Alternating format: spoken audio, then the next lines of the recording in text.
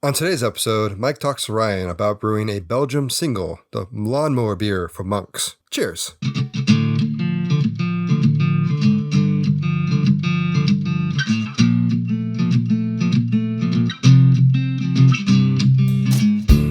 Hi, and welcome to another episode of Brewthers-In-Law podcast, where beer is thicker than water. Join us on a journey discovering home brewing, craft beer, and more. My name is Ryan, and with me as always is Mike. How's it going? It is going great.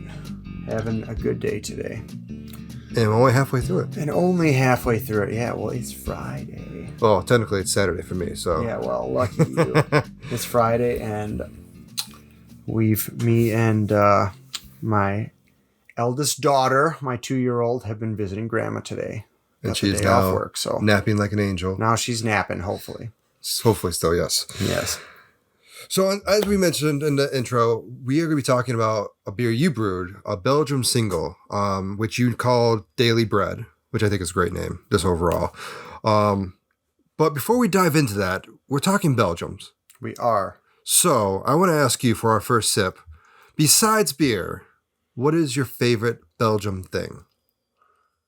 Yeah, so I struggled with this one a little bit because I realize I don't know that many things. I know we had discussed that we weren't going to use waffles. Yeah. Which is a pretty obvious one, which are great.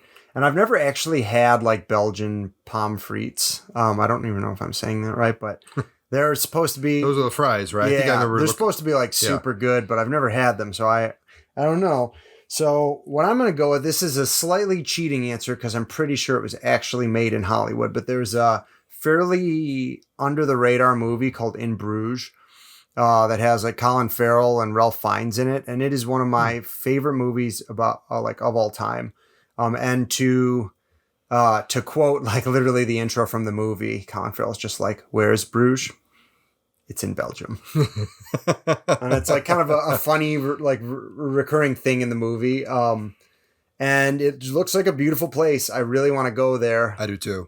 But also the movie is really choice. If you haven't seen it, I would recommend checking it out. And so that's going to be my answer. It was at least filmed in Belgium. Oh, I'll give you that. I'll give you that. Partway there. How about you? I have a slightly more obvious answer. I've had this. It's been a long time, but it's Belgium chocolate. Oh, so Belgium chocolate would have been a good one. Yeah. I was sitting here the whole time like, don't say it, don't say it, don't say it. I will say actually, because I did a little research, because I wasn't going to say Belgium chocolate. I was going to look up other things that they did, which is where I saw the fries that they do. The other thing, which leads to wanting to go there and wanting to visit Belgium, apparently they are also very well known for having statues of different animals throughout different towns and cities peeing on things. I don't make this up. When I looked up other things that they are famous for, that was one of those things. For. Yeah, yeah.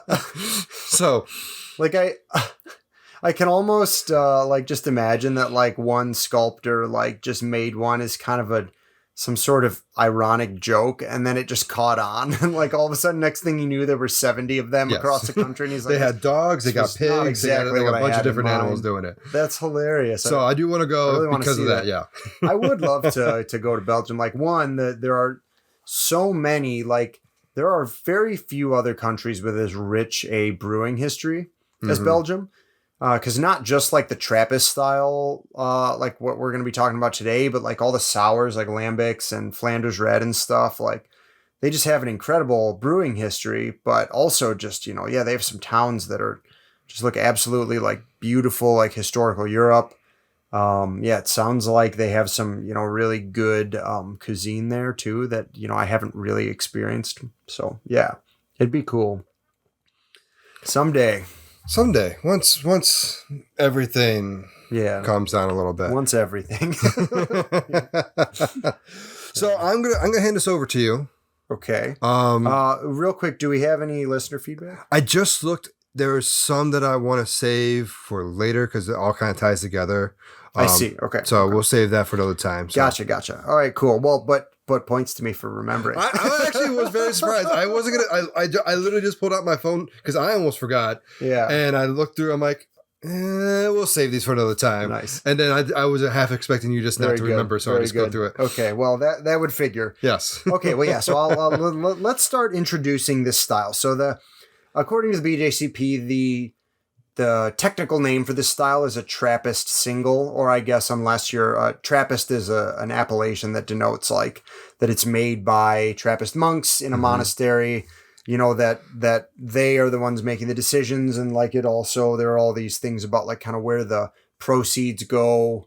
And so we'll say, you know, Trappist Single is what the kind of pure form is called. You could call it, you know, kind of an Abbey style single. This style can also be called Enkel, which is like Belgian for single, I think, or small or something. Monk's beer, or it's also called Pater's beer, which means father's beer.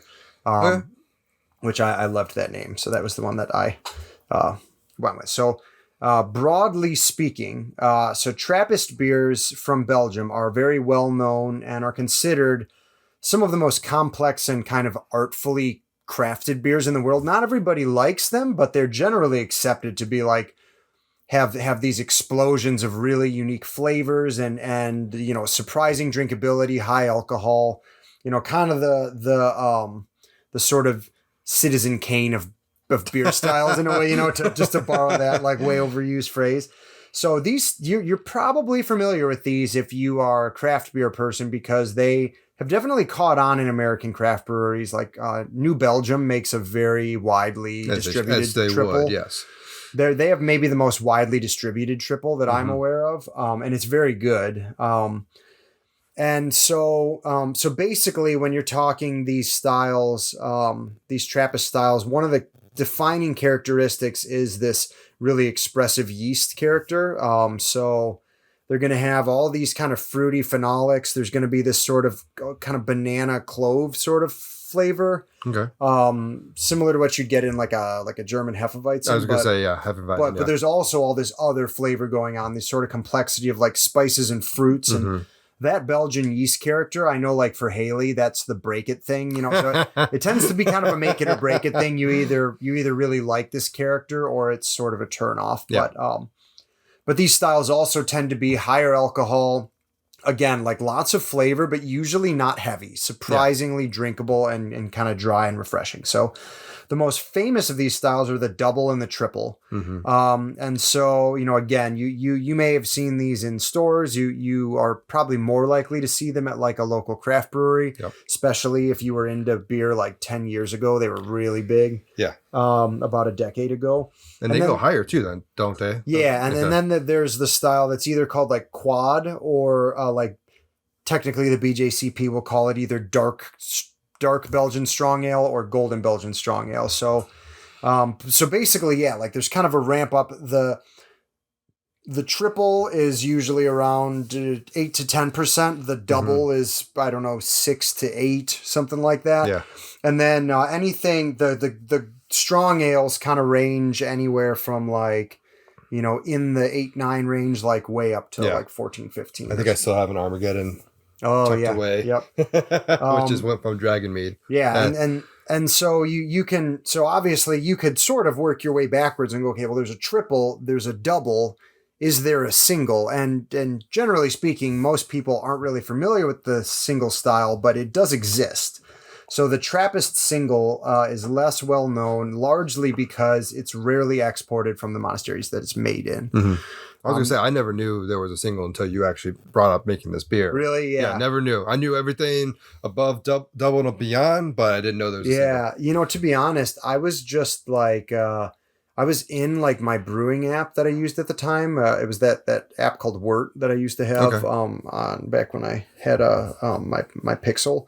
And now you're an Apple. Rip. Yeah. I couldn't get another Pixel. Dang it. Come on, Google. But yeah, and I just happened to I was scrolling through their styles to just pick the one that my beer was going to be. And I just saw Trappist Single and I went, huh, what? And I read the description and went, oh my God, why have I never seen one of these? Why? This sounds like delightful.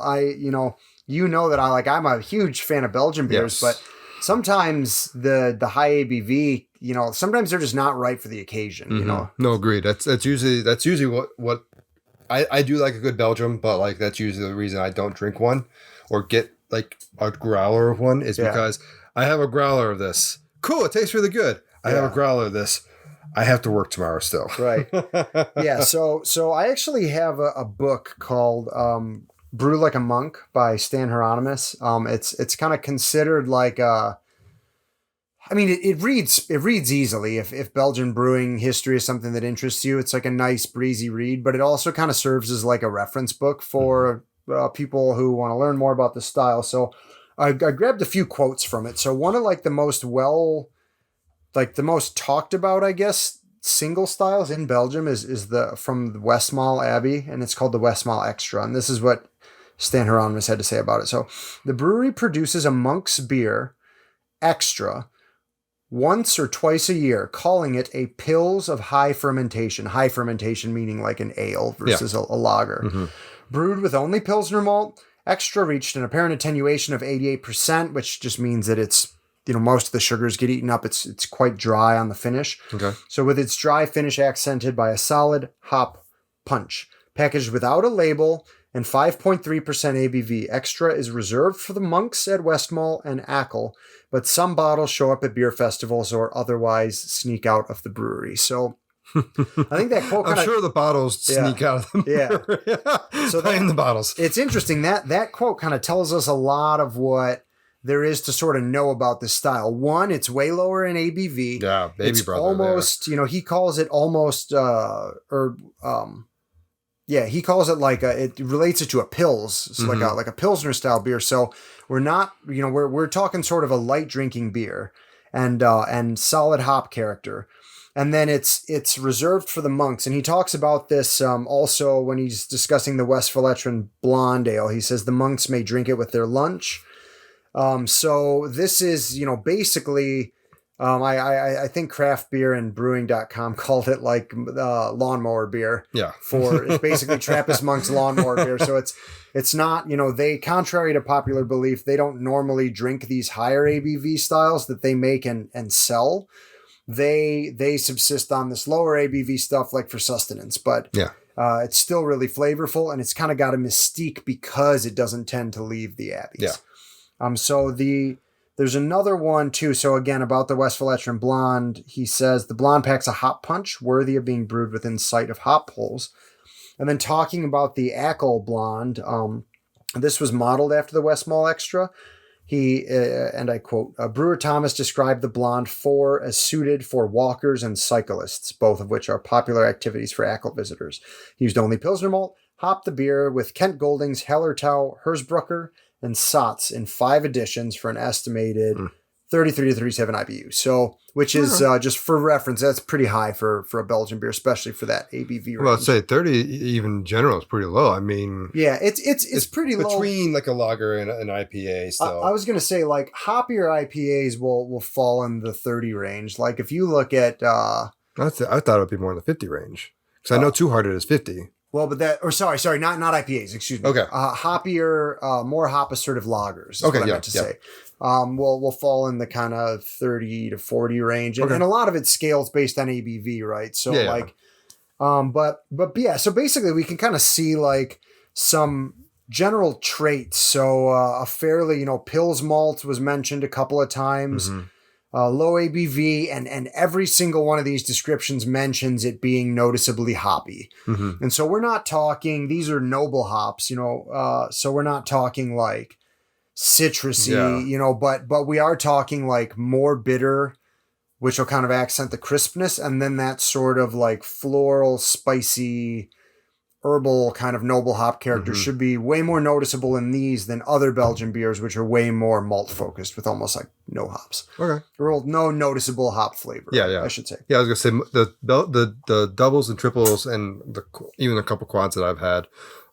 They're very like I wouldn't consider them hoppy at all. I wouldn't be surprised if the hop level was like in the 20 range. Right. Just because you don't. I mean, there's a lot of flavors in there, so you don't really taste a lot of the hops. So like when I think Belgium, I think like almost no hops. Yeah, it's like all yeast and malt flavor. Exactly. Yeah. Right. And so that was kind of what piqued my interest. So I was reading about this and I was like, this sounds so cool. And I'm always drawn to kind of weirder styles like this. So I did a little bit of looking into like whether I could just try one, because it interested me and it sounded like a beer I would really like. Mm-hmm. And I just had no luck finding any of these beers. You know, again, they're sort of famously not exported out of Belgium.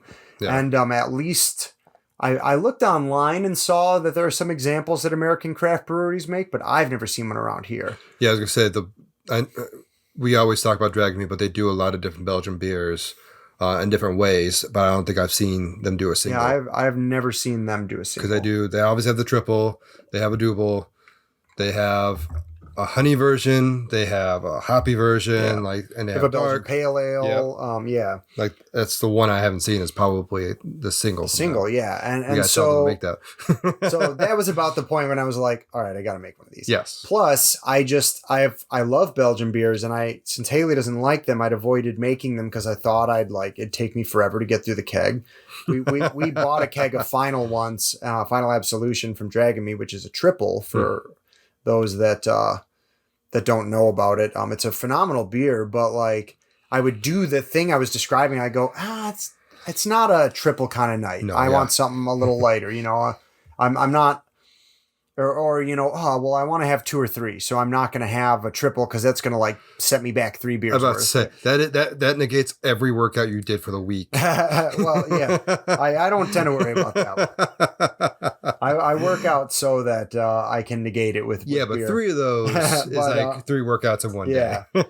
But so this was perfect because it was a more drinkable, sessionable Belgian beer that I could have more of. Yeah, basically. exactly. Yeah. You know, and maybe Haley drinks.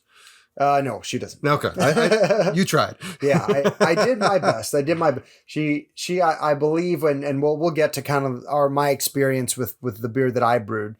Her, and this was a big compliment coming from her about a Belgian beer. She kind of went, I don't hate it. I dislike it. I dislike it less than I dislike most Belgian beers. That's how she was with the spice beer I did, the Girl on Spice beer, when she take those the pepper beer. Oh, that's why people like spicy things. Yeah.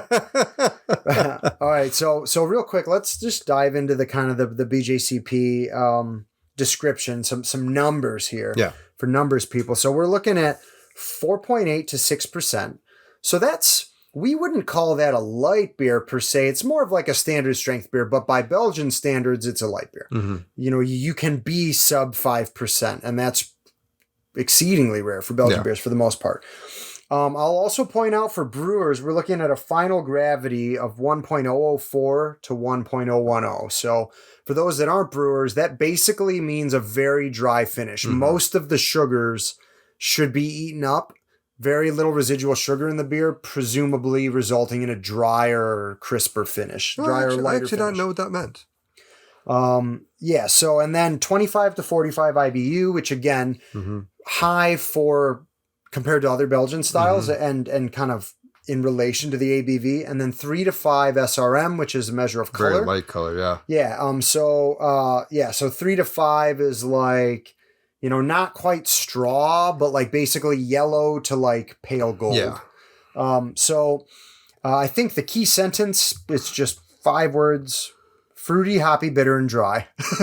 That's kind of the shortest. Yeah. So it says, you know, initial malty sweet impression, grainy, sweet, soft malt palate, and a dry, hoppy finish. Yeast-derived flavors are moderate and can include esters, including citrus, palm fruit, so like apple pear, or stone fruit, so like apricot peach, as well as phenolic flavors, which can include spicy, peppery, clove-like, those sorts of flavors. So you get all that from the yeast. And then moderate hop flavors too, like a top fermented Belgian or Trappist interpretation of a German Pils. Pale, hoppy, and well attenuated, but showing prototypical Belgian yeast character. So again, interestingly, this is almost more often compared to, rather than being like it's a light Belgian beer, all of these descriptions tend to be saying it's like a Belgian-y Pilsner. Yeah. And then this quote too, much more like a smaller, more highly hopped triple than a smaller Belgian blonde ale. And so like Abbey of Leff is a Belgian blonde ale. Mm-hmm. Those tend way towards the sweeter and not cloying, but like definitely on the sweeter side. No hop character at all, at least that I get out of them. So, and you know, I would say those are definitely sweeter than a triple. So I think that's kind of what this is going for, where it's like the balance is more like a triple, still crisp and dry like that, but just a little hoppy. And so I think that pretty much sums it up. It's, again, fruity, hoppy, bitter, and dry. Yeah. and something like basically Belgian Pils, more or less. So, So before we go to break, I want to taste a couple of comparison beers like we often do in these episodes. But since I couldn't get my hands on a Belgian single, since, you know, they don't have any that are, you know, beer stores near me. This is what I chose to do. So the first one I'm going to bust out is actually a home brew. So this is called a Milk Route Pilsner. It's a German style Pilsner made with all Polish hops. So German style Pilsner is kind of a hoppier Pilsner. So this is 4.6%, 31 IBU, which again, for a lager is kind of high. Yeah. And this is one we made with all Polish hops in honor of my grandpa. I did it on his birthday, or kind of to honor his birthday. So again, if this is supposed to be similar to a German Pilsner, this single style, this is my interpretation of a German Pilsner at least. And that'll, since we're trying my Belgian single, this should give us a pretty good basis of comparison. Yeah. The malt bills ended up being pretty similar. In a lot of ways, it's quite similar. So let's get your impressions. Very, very light, very clear. I'm happy with the clarity. Yeah, about to say the clarity is like phenomenal. It's almost like not Bud Light, maybe more Budweiser color. Budweiser, yeah. Yeah, a little darker, but not quite super light. But I think that's fair. This is my first time trying it too, I think. It is, yeah. Yeah, you haven't had this. That's really good. Nice little bit of flavor at the end. It's crisp at the beginning. Yeah, that's a really good beer. It drinks down pretty easy. I can see that. What was the ABV on this? You said like 4.6. 4.6? That's perfect. Yeah, I get in trouble if it was higher. We're really happy with this, with how this beer turned out. But yeah, so I get kind of, so describe a little bit, like overwhelmingly this is, I think, a pretty easy drinking, light on flavor beer, not in a bad way, but it's supposed to be. I would say what flavors do you pick up in it from the malt and the hops?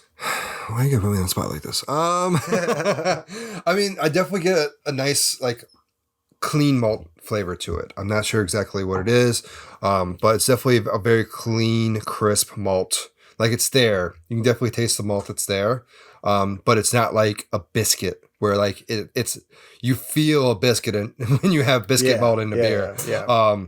So it's nice, light and crisp. The hops are light. Like, I can't really like ascertain like who or what hops you put in there. I would assume nothing obviously here in the States, because nothing citrusy or anything else like that. Like I said, just noble hops, I would assume. Yes, yeah. So we used 2 Polish hops. I wanted to do that because my grandpa was Polish, and he was very in touch with his Polishness, and he loved polkas. Bill try this. Yeah, we should. Well, yeah, maybe I'll bring some to Eve. Well, I was going to say to the Abby's baptism. Ooh, there you go. I think the Rebels are going to be there, but anyway, so so we used Lubelski and Magnet. So Magnet is similar to Magnum. Okay. So it's just high alpha, kind of flowery is sort of what like when I smell the pellets, I get kind of a flowery thing. Okay. We use that for bittering, and then Lubelski is supposed to be similar to Satz.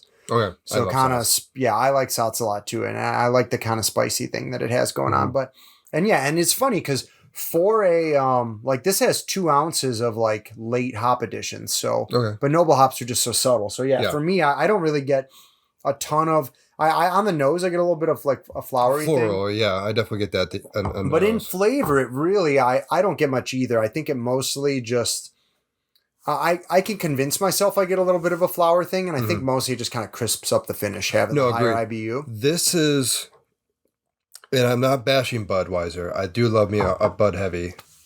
Yeah. This is what I want, like a Budweiser to taste like, and still have that light crispness to it as well. So like whenever I do go to like a microbrew or like a brewery, and they do like a lager or a Pilsner or something like that, at first, when I first saw them doing that, it was, I always thought, like, why? Everyone already makes that. You got Budweiser, you got Miller, you got all these different ones that you can do. Yeah. And then realizing I had one, and it was so good.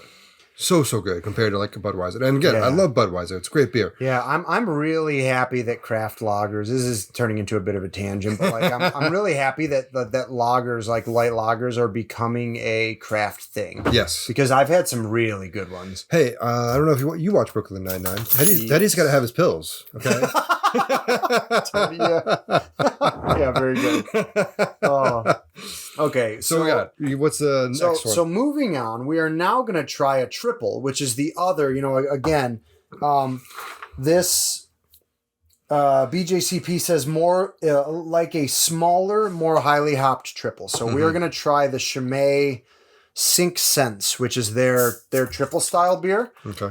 So Chimay is one of my my favorite Belgian breweries. I've never actually had their triple, but the reason that I grabbed this beer in particular, as we'll get to after the break, is that I used the Chimay yeast to make my single. Oh, really? Okay. So this should hopefully, again, assuming I did a good job of bringing out their yeast character. I assume you did. This is basic. Not only is this is the triple a good comparison, but also this is like the presumably the strain of yeast that I used.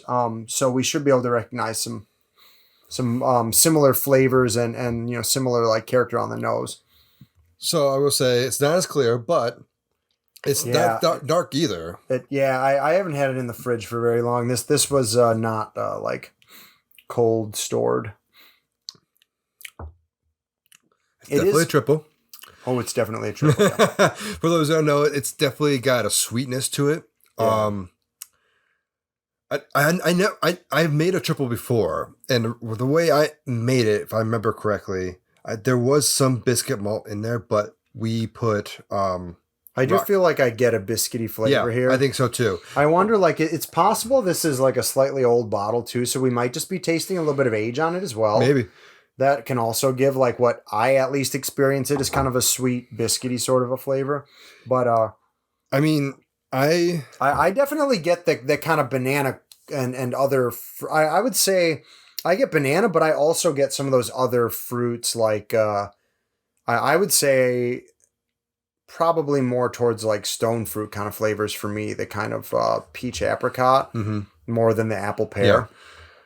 Yeah, and it's like I said, it's definitely super, super sweet. That's the thing I always put with a Belgian beer is that it's that sweetness that that's usually what turns me off. If it is way overly sweet, that's kind of my turn off. So do you like this beer? This one isn't as sweet, so this one holds off. And like Final is the same. Like it flirts with that edge sometimes. I think a really good Belgian beer, because I think the thing about this is, it's got a lot of like sweeter and fruity flavors, sweet malt flavor and fruit flavors, but it's real crisp. Mm-hmm. It's still that's definitely what helps it. Also, it's surprising. I consider a triple a fairly light beer, but this is definitely darker than our German Pils was. Yeah, definitely. I'd say probably a few, and I guess considering 10 degrees more, considering how much more malt goes into it, that makes sense. Mm-hmm.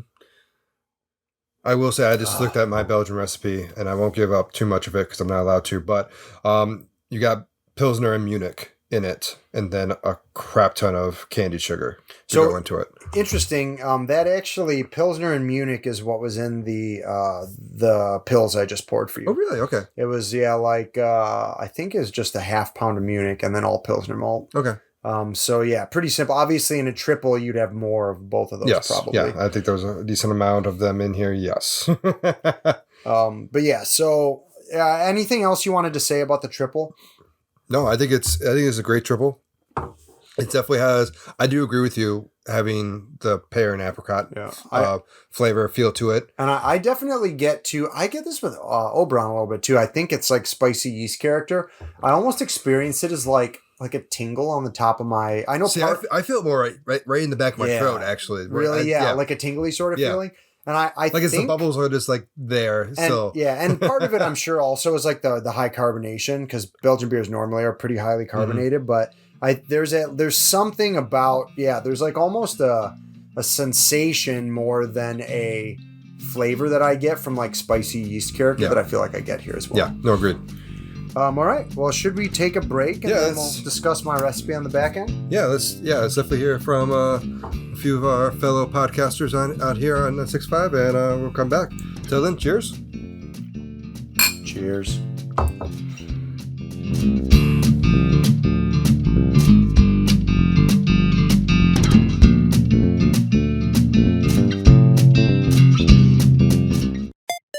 Jake, have you ever been looking for a definitive Nintendo ranking and can't seem to find it because it's just everybody's own opinion? Honestly, all the time, Sam. Well, I'm looking for someone to give us the answers. Wait, you mean like a podcast made by two young, handsome men where they create a definitive top 5 list of all things Nintendo?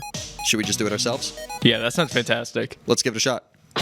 I'm Sam. And I'm Jake. And at Top 5 Nintendo, I'm going to give you my top 5 list. And I'm going to give you my top 5 list. And then we're going to duke it out and see what the real top 5 is.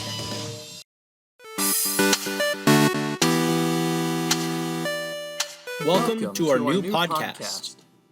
Welcome to our new podcast. This isn't working. Agreed. I think we're going to have to do it turn by turn. Well, now that you mention it, we are a brand new RPG video game podcast. Our very existence hinges on turn-based gaming. So join us on the Turn by Turn podcast, where we'll be talking about Pokemon, Fire Emblem, Golden Sun, Shining Force, Mother, and so many more. It's your turn to come and join us.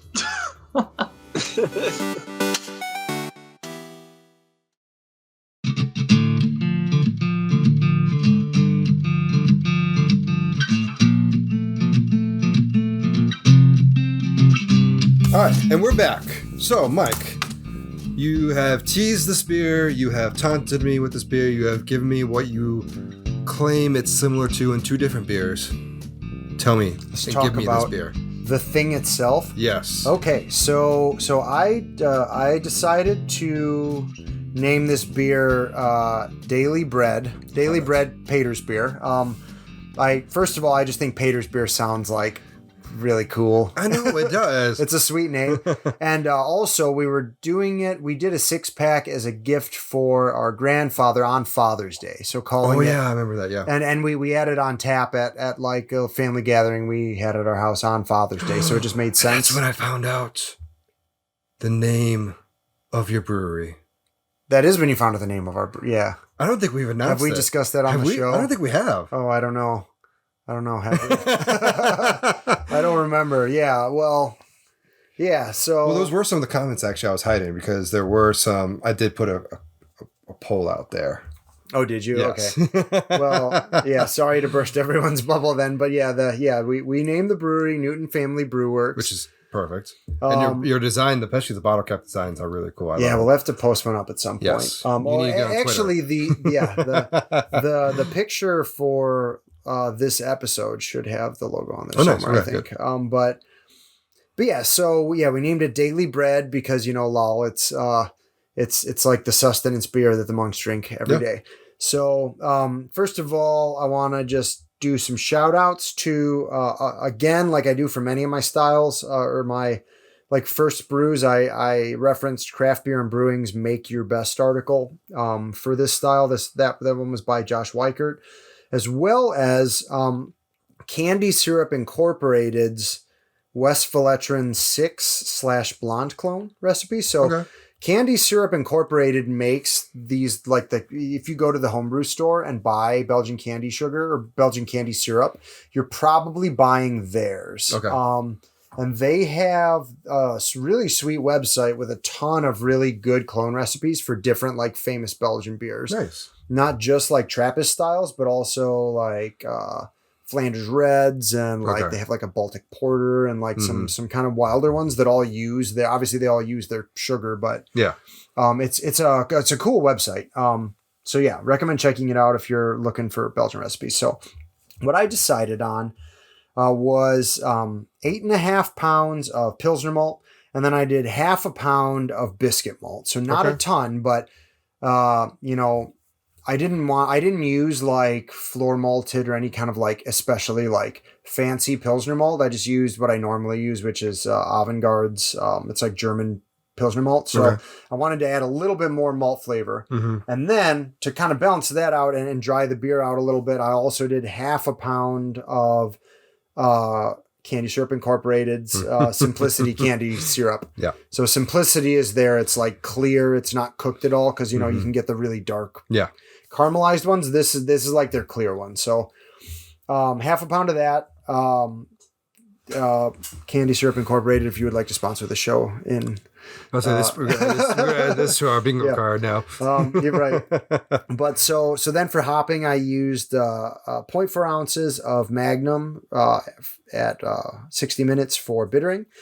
And then an ounce of Hallertau Mittelfrüh at 15 and an ounce of Styrian Goldings at 5. So that was the kind of late hopping regimen recommended by the Craft Beer and Brewing. Okay. And I liked that. It sounded good.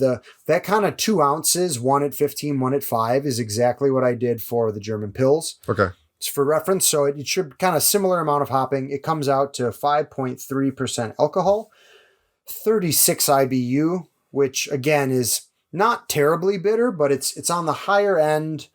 It's going to be kind of a more bitter, like crisp finish for about a 5% beer. Yeah. And then 4.1 SRM, which is sort of, well, we'll see what the beer looks like. But that was theoretically what it was. So all of those, I use Beersmith, and they give you these little like sliders to tell you where you are in like the ranges for a style. I was like right down the center for every single like measurable for this style. Nice. So... I also, I've started to add minerals to my, add water additions, gypsum and calcium. Fancy. Calcium chloride to like change the water profile. So I used a sulfate to chloride ratio just over 1 for like a balanced leaning to a slightly drier, more bitter water profile to accentuate the hops and try and make like a more crisp dry finish. So then we used... White Labs WLP 500, which is the Trappist Ale Yeast. So again, that is widely presumed to be the Chimay strain. I don't know how people figure out what strains these are, but I have this like chart that somebody made online, and allegedly that's the Chimay yeast strain. So I made a starter 24 hours beforehand to get that yeast nice and churning, and then added it. And then normally I don't talk about this, but this was fermented. It was kind of free fermented in our shower, but we held the house at a steady 68 Fahrenheit for the first 3 days. The only reason I bring it up is just because for Belgian yeast, the temperature you ferment at is really crucial to the yeast profile. There'll be more esters at higher temperatures, as I understand it, and then like more of like the phenols and spicier flavors at lower temps. Okay. And 68 is kind of a little higher than I wanted to be. I would have preferred to have been at like, I don't know, 64, 65, but we just, we had something in the like fermenting tank. We were using it as a mini fridge at the time. Okay. So it was going to be in the shower and we weren't going to pay to keep the house at 64 in the middle of summer. So that is what it was. So yeah, so this all kind of went as expected. That is the recipe. I guess before we taste the beer, did you have any questions or comments about that? The recipe? I mean, it's a very good recipe. I like the biscuit in there. I think I got nothing. I think it sounds good. I'm very intrigued by this. And just for disclosure, Ryan, I think you did try this beer, but it was a long time ago. Yes, I think actually when it was Father's Day. Yeah. And so you'll be coming in mostly with a fresh palate here. It's been like quite a while. Yeah. So this time of recording, we're in September. Father's Day's in June. So something like that. It's been a little while. We're drinking a bottle of it. So let's pour this baby. Yeah. Let's get a little bit. Let's get your impressions. I've talked at you about it. So we aimed to kind of make this more highly carb, and I think succeeded. I think you did. Based on foam. Yeah. I think your color and everything is really right down the middle between the two beers we just had. It's clearer than the triple, a little more cloudier than the other that we had.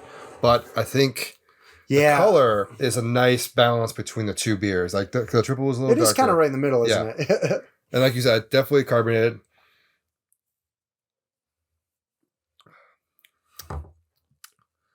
Oh my God, that's so good.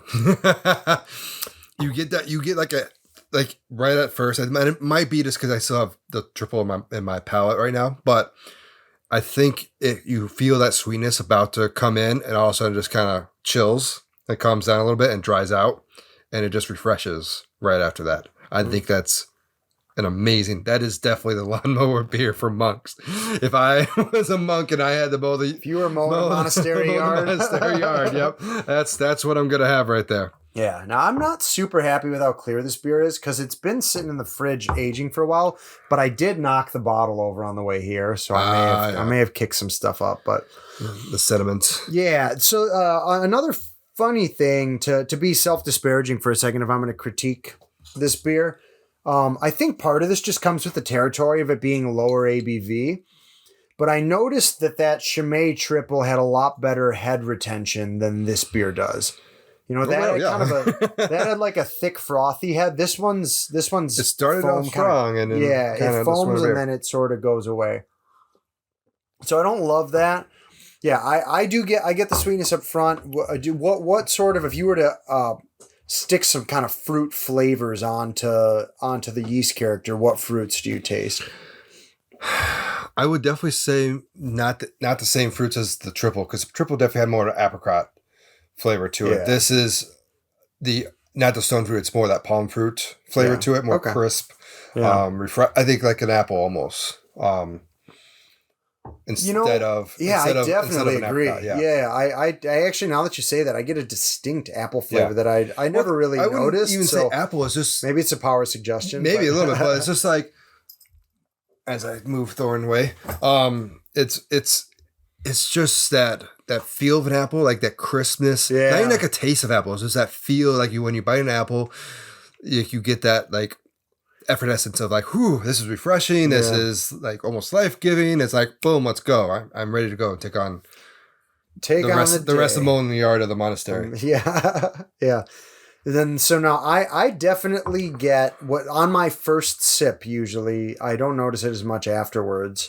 And I noticed with this beer, it kind of depended on the day, but I get a really prominent, that kind of banana sort of flavor too, like Hefeweizen sort of banana. Do you get that? I do get like a little bit of the heftiness, like banana, and like maybe a slight bit of clove as well. Okay. But I think that the crispness still kind of blocks it out before it starts really, really coming in. Now, do you like that flavor? I do. So you're like a fan of Hefeweizen and stuff. Again, it's kind of like a Belgians in general, like. It depends. It depends on the day, and some of those can get pretty sweet. They can be, yeah.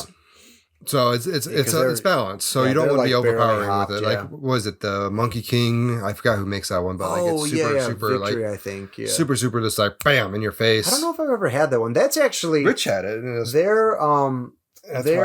I think Golden. No, is it Monkey King that is their like triple? I think so. Yeah, because their triple is also Victories is another one that's like pretty widely distributed. That's supposed to be very, very good. But I don't know if I've ever had it. I know Rich had it. And then I know they do all these like spins. I think Golden Monkey is like a golden, like a lower ABV version. Maybe that would be something like a single. I don't know. Maybe, yeah. Okay, now hops wise, now obviously the hops are going to contribute to the crispness you were describing, but do you get any distinctly hop flavors out of this beer? Maybe a little floral. But other than that, I think it's nicely balanced. It's between your malts and your hops, so one isn't overpowering the other. I think they balance each other out very nicely. Yeah, because like when you make an IPA, obviously you want the hops to be a little stronger. You make a red or amber, you want the malts to be a little stronger. This is like a nice balance between the two forces. Yeah, I would probably agree. I don't really taste much hop flavor in here. That would be, and maybe this is kind of unless there were other things you wanted to bring up about like your tasting of this beer. One of the things that if I brewed it again, I don't know exactly what I would change, but like I like the balance, but sort of like that, in that German Pils, I feel like I can actually taste some hops, and maybe it's just because it's not being masked by like yeast character and stuff, but I was a little disappointed that I felt like I couldn't taste it a little more. But I don't really know. Yeah, I don't know. I like the balance of this beer too, and I wouldn't want to screw it up. So I'm about to say, because I don't know much of the hops. I know you said the hops. So I used Mittelfru and Styrian Goldings, which is kind of like it's a go-to for Belgian styles. I've honestly only ever used it. What are the flavors that come with it? Because I've heard of Styrian Golding, but I've never used it myself. It's another noble. It is, okay. I'm not going to... I mean, here, we can... Let's googs it. And what was the other one? The first one you did for bittering? It was Magnum, right? But that's not really going to contribute much flavor with the way that I used it. More Beer says... Flavor and aroma, hoppy and pleasant. Well, that's just that doesn't help. That doesn't help at all. Useless. Hoppy and pleasant. Okay, Yakima Valley Hops says woody, aromatic, citrus, and spicy, which I kind of find. Okay, lots of sources describe this hop as being pleasant, earthy, and spicy. It is apparently. I'm about to say I just saw this one. It says resinous. Hold on. This with hints of white pepper. Wait, this. Oh yeah, it has in comparison to its Slovenian cousins, because this is a Slovenian hop. Okay. More citrusy aromas, particularly grapefruit. I don't really get that, but no, I definitely get. I think that earthiness definitely comes through. Yeah, and I think that's fine with this beer because the sweetness. I think the sweetness and the earthiness kind of balance each other out. I think I might almost I kind of like.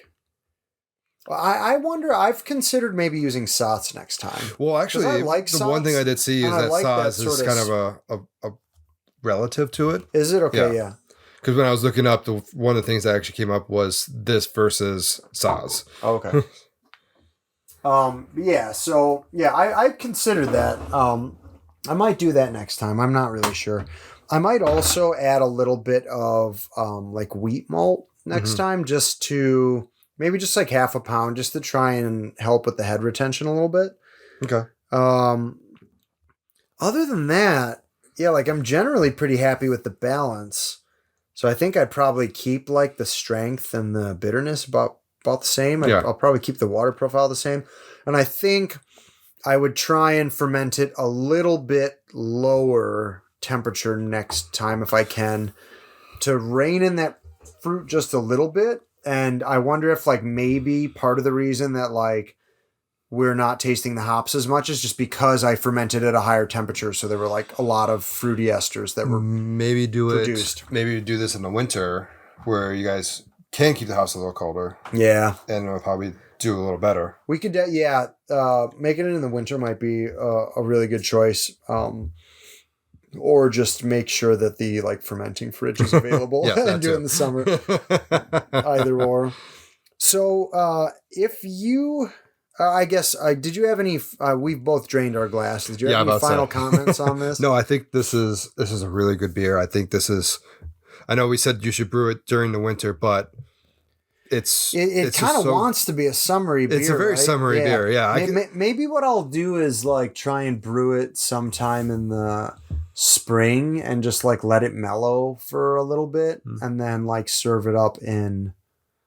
That's hard to do though. It's hard to have a keg of beer ready to drink and just sit on it. But as I have made the impatient bastard. Yes, I know how that feels. So one, I guess, last comment, the image for this podcast episode like has the little picture of the little 6-pack we made for our grandpa on it. And there's like a little stylized little monastery. I used a picture of a specific, not real, from like a monastery from a specific story in that photo. So if you're a listener and you recognize it, I guess brownie points if you can figure out which monastery that is. I'm assuming you're going to tell me when we're done recording. Yeah, I can tell you, yeah. But, okay, so finally, if you wanted to find something like this in stores or breweries, we've already, first of all, discussed just how difficult that is going to be. Yeah. Your best bet is to go to Belgium.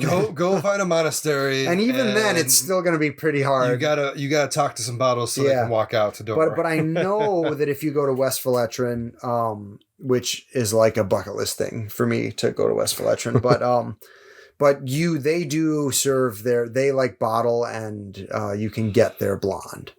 And that is a very highly regarded, like I know Josh Weichert from Craft Beer and Brewing, the guy who wrote that article, said that was like the best beer he's ever had. It was his favorite.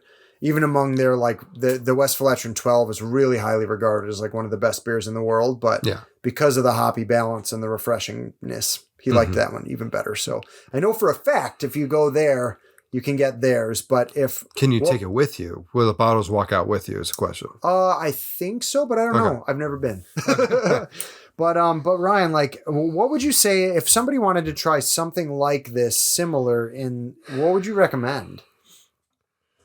I mean, it's a tough one. It is a very tough one because it is hard to find. I do agree with you. I think having almost a German Pils is probably as close as you're going to get. Like the triple, I see why you do a mix of the triple and the German Pils because it does have the different aspects of it. But I think the triple is too much compared to this beer.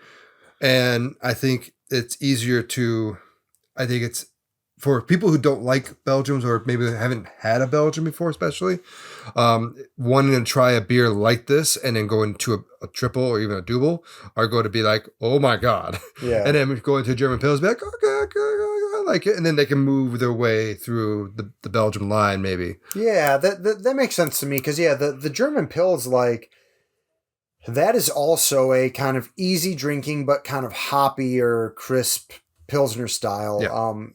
And again, just caveat, if you're an IPA drinker, when we say hoppy, we're talking hoppy for a lager. It's still pretty light. It's really more about the balance and the sweetness versus the crisp kind of bitter finish when we say hoppy here. But with that said, German Pils is basically, to me, like, if you change out the yeast, like I think if I threw a Belgian yeast into the German Pils recipe that I used for the beer you drank earlier, it would more or less be a Belgian. Yeah, because you were saying the grain builds were pretty similar. Yeah. So, and even the hop builds were so this one had this one had a half pound of biscuit malt and a half pound of candy sugar. So kind of a half pound of a more malty malt. Yeah.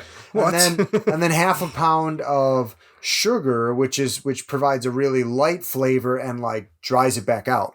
So on the other hand, the German Pils just had a half pound of Munich. So I think they almost equalize out to a similar thing. No, I agree. I can definitely agree. I think like we did say too, I think like the truly Pils would be lighter in color, but I really think you could just take my German Pils recipe, throw in Belgian yeast, and you'd have, I don't know if it would be as good as this one, but like you'd have basically a single. So nice. And in German Pils, particularly with lager brewing becoming bigger in craft beer, is becoming easier to find. Yeah, no, great. I know that around here in Michigan, like Old Nation, definitely the people who make M43, they definitely make a German Pils. Okay. And they're not that hard to find. So look around for one. The other thing I would say is, if you're looking for a low-ish style, like pale, drinkable Belgian beer with Belgian yeast character, and like you like the Belgian yeast thing and you're just looking to not get knocked on your butt, try a Belgian blonde. Just know the balance is way different and is much sweeter. But it's really good with food, like especially pizza. For some reason, like Abby have left blonde and pizza is just incredible.